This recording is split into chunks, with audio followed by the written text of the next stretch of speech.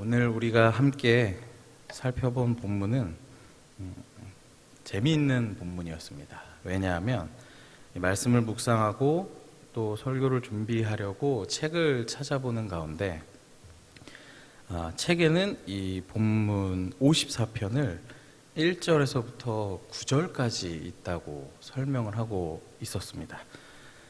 그래서 제 눈을 의심했습니다. 내가 모르는 성경 버전이 또 있을까 했지만 히브리어 성경책을 펼쳐보고는 의문이 풀렸습니다. 한글 성경에는 54편의 제목이 있습니다. 다윗의 맞쓰길, 인도자를 따라 현악에 맞춘 노래, 10사람이 사울에게 이르러 말하기를 다윗이 우리가 있는 곳에 숨지 아니하였나이까 하던 때에 라고 되어 있습니다. 히브리어 성경에는 이 표제를 1절과 2절로 기록을 했던 것입니다.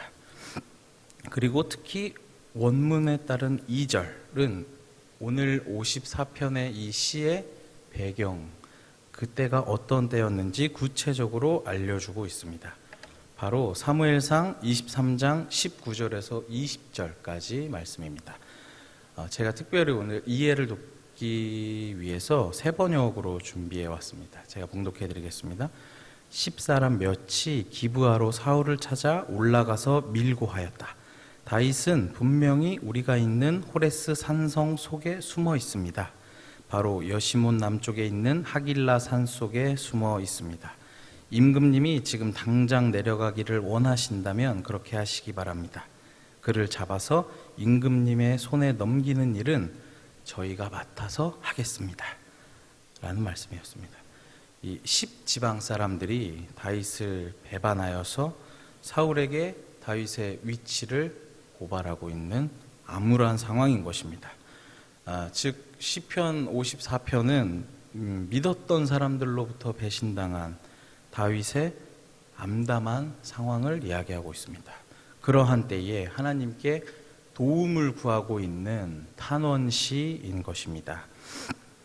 오늘은 이 다윗의 시 54편을 차례로 살펴보면서 다윗이 어떠한 기도를 하고 있는지 함께 은혜 나누기를 원합니다. 첫 번째는 다윗은 하나님께 구원에 대한 호소의 기도를 드리고 있습니다.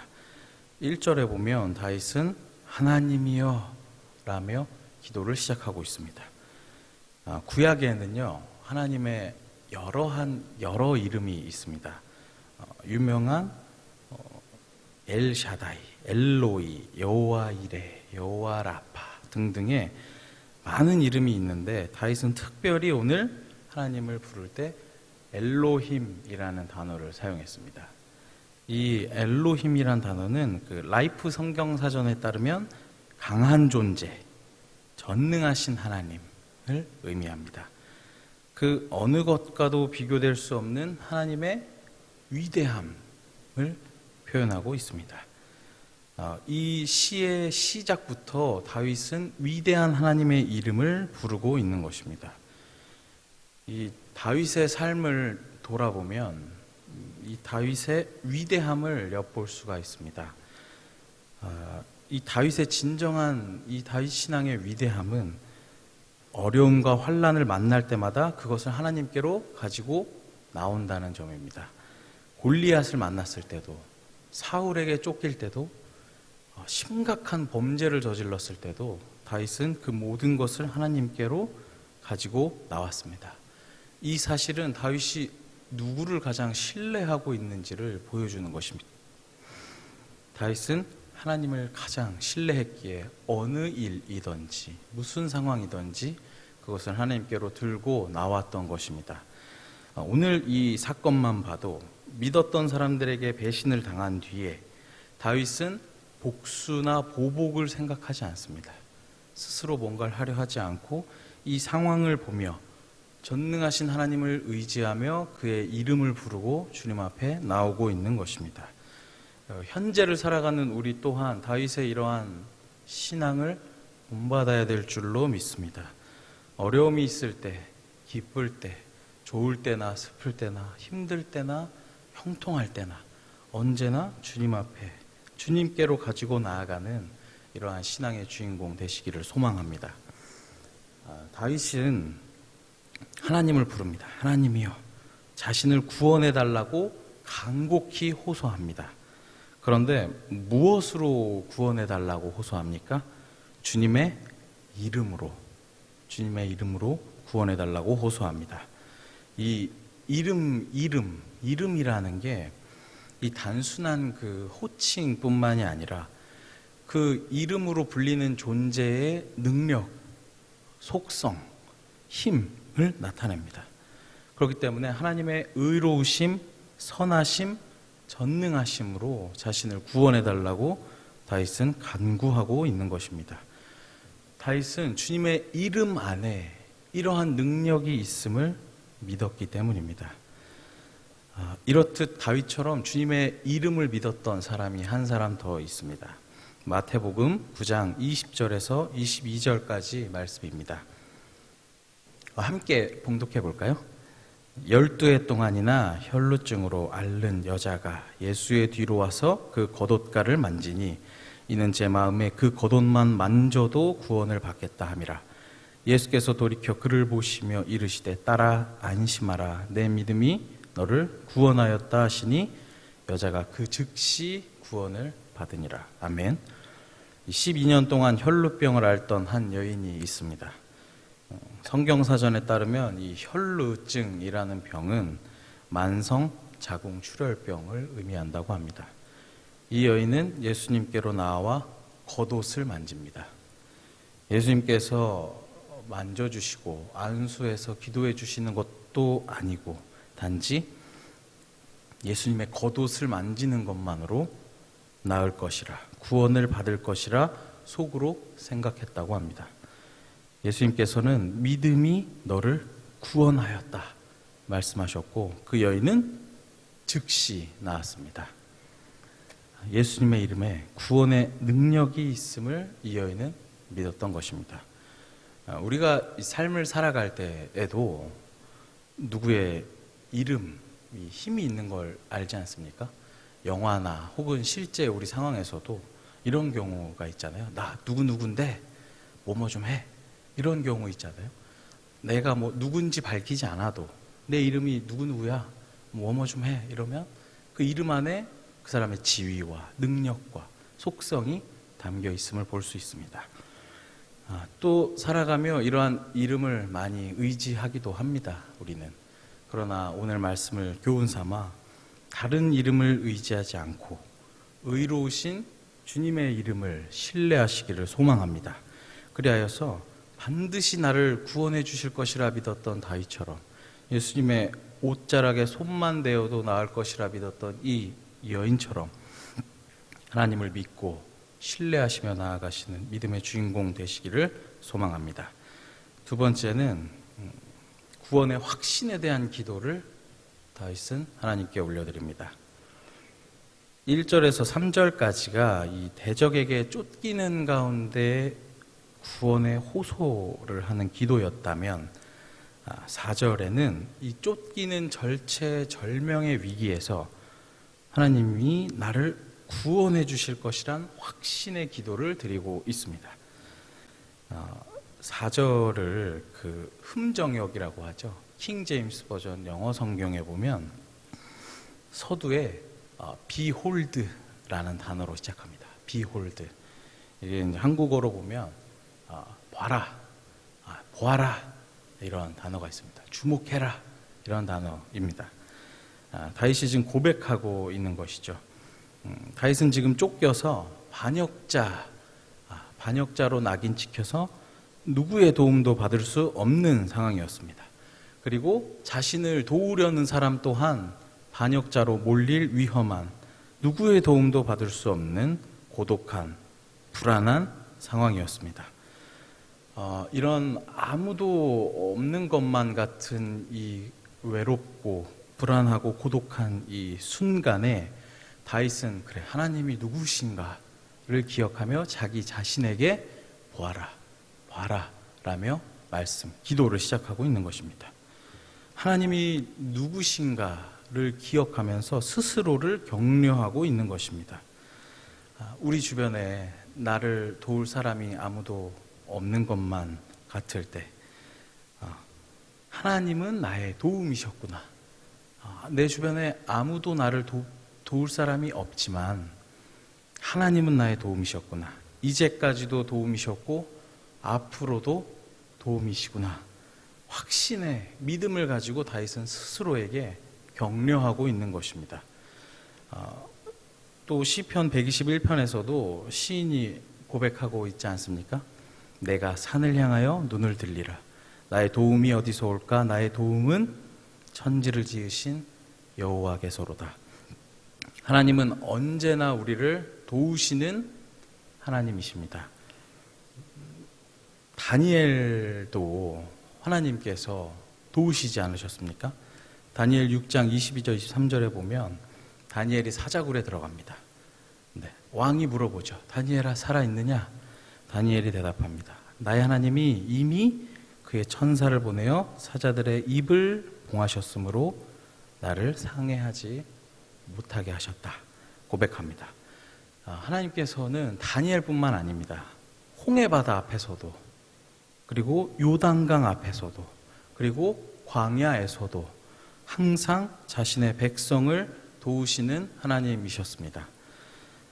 혹시 코로나로 어려운 때 혹은 다른 일로 고난의 가운데 계십니까? 어려움의 터널을 지나며 내 옆에 아무도 도울 사람이 없구나 라는 생각이 혹시 드십니까? 그때에 도우시는 하나님이 계심을 기억하시기를 소망합니다. 그 누구도 나를 도와주지 않을 것 같고 모른 척해도 하나님께서는 지금까지도 도움이셨고 앞으로도 우리의 도움이심을 기억하시기를 소망합니다. 이어서 다윗은 고백합니다. 주께서는 내 생명을 붙들어 주시는 이신이이다. 이러한 고백의 기도를 올립니다. 이 고백은 하나님만이 나의 주인이시며 나는 하나님의 뜻대로 행하는 종임을 다윗 스스로 고백하고 있는 것이죠. 여기서 사용된 주라는 단어는 아도나이, 익히 잘 아시는 아도나이라는 단어입니다. 이 단어에는 주님, 주인이라는 뜻이 있죠. 다윗은 이러한 단어를 사용해서 하나님은 나의 주인이시다. 나는 주님의 종이다. 라고 고백하고 있는 것입니다. 이 당시 당연히 종은 주인에게 복종하고 주인은 종의 생명을 보호할 의무와 권리가 있었습니다. 다윗은 당시의 이 주종의 관계의 의무와 권리를 염두에 두고 주님을 나의 주님, 나는 주님의 종입니다. 고백하고 있는 것입니다. 사랑하는 당진교회 가족 여러분, 하나님께서 나의 주인이심을 인정하시며 살아가십니까? 다윗처럼 하나님 앞에 종으로 순종하며 나아가고 계십니까? 주님을 나의 주인으로 인정하고 순종하며 나아가는 저와 여러분들 되시기를 소망합니다. 하나님께서는 우리의 도움이 되시고 우리의 생명을 붙들어 주시는 분이시기 때문입니다. 마지막으로 다윗은 이제 구원의 확신을 가지고 감사의 기도를 올립니다. 급하게 자신의 어려움을 호소하고 제가 지금 이러한 상황에 있습니다. 저를 구원해 주십시오라고 간구했던 다윗은 이제 감사와 찬양의 제사를 드릴 그 때를 기대하면서 원수들이 하나님께 보응받고 자신은 그것을 의기양양하게 바라보는 그 장면을 이미 일어난 일로 여기고 있습니다. 이미 일어난 일로. 시편 54편의 마지막 부분은 이 낙헌제를 드리겠다는 다윗의 약속으로 시작됩니다. 이 낙헌제라는 것은 자원하여 즐겁게 드리는 제사를 의미합니다. 감사로 내가 주님께 제사를 올리겠다 약속합니다. 당시 이 큰 권력자였던 사울의 추격, 그리고 믿었던 10사람들의 배신이라는 이 어렵고도 비참한 상황에서 이 감사의 제사를 올리겠다는 이 다윗의 약속에는 하나님은 내가 지금 상황이 어렵지만 반드시 나를 구원해 주실 것이다 라는 확신과 신뢰가 있었던 것입니다.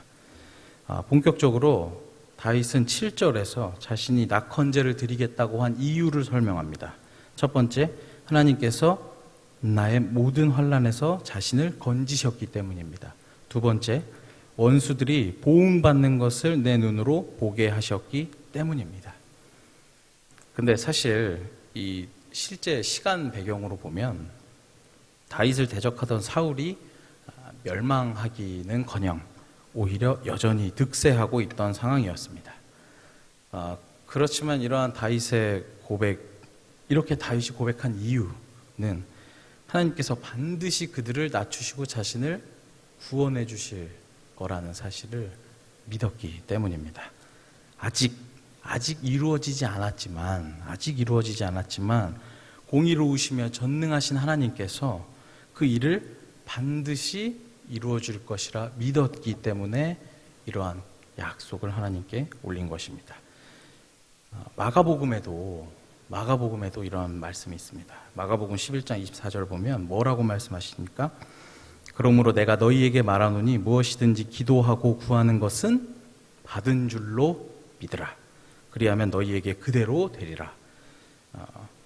또 이런 말씀도 있죠. 빌립보서 4장 6절에 보면 아무것도 염려하지 말고 다만 모든 일에 기도와 간구로 너희 구할 것을 감사함으로 하나님께 아뢰라. 염려하지 말고 감사함으로 하나님께 아뢰라고 이야기하고 있습니다. 우리 앞에 기도 제목이 있으십니까? 눈앞에 어려움들이 있으십니까?